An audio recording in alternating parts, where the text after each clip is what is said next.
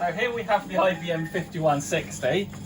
Now, as it turns out, this thing's had a bit of a keyboard error for a while, which is why it's been pulled off the shelves to actually be looked at. One of the things I found in the forums was that the 5 volt cannot output quite 5 volt when it's cold. So with the other IBMs, I've got the other 5160 at home in bits. I actually rebuilt the power supply and put an old 90s PSU in there. Yeah, so it's still old and ancient, but it's not as old and ancient.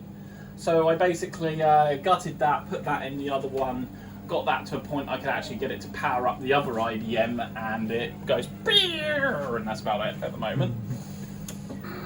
But of course, with TTL logic, it can operate down to about 3 volts without problems. However, this doesn't seem to be able to do that. It's got a load of custom chips in it, so I cracked mine open. Now we're hoping, and we'll have to see how this goes over time, that we don't get the keyboard error in the winter. But now it is actually working as it should. We did get a keyboard error when we first plugged it in. I don't know if that was a red herring or not. We're yet to see. But as the weather gets colder, because we're heading towards the winter months, unfortunately now. Yeah, the RAM check takes ages. How long? What is it up to? How many are there? I think it's got 640k in actually. Yeah, 640. And then it can be back to playing Planet X3. Yeah. So this we put. What did we put in to get it to play Planet X3?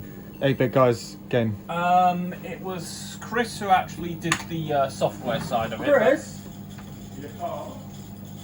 So, Chris is there as well. What did we plug into this to get it to play Planet X3? What's the chip?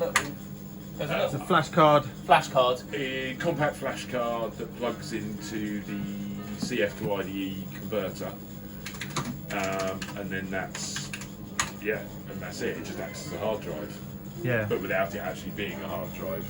Now we're going to see if Simon remembers it. Yeah. Getting So to the remember director. yeah. Might need to get Chris on this one. CD games, yeah. There is a bit of a weird one with how the directory is. CD PX3. PX3. CD distro.360. Yes, this thing, because there is a space in there. No, it's because you've done it as thing. If you'd have listed it wide, it would have shown you it. Dot 360. 360. Yeah, but there's a space in there, you have to put a dot in there. And oh yeah, this doesn't have DOS key on it, does it?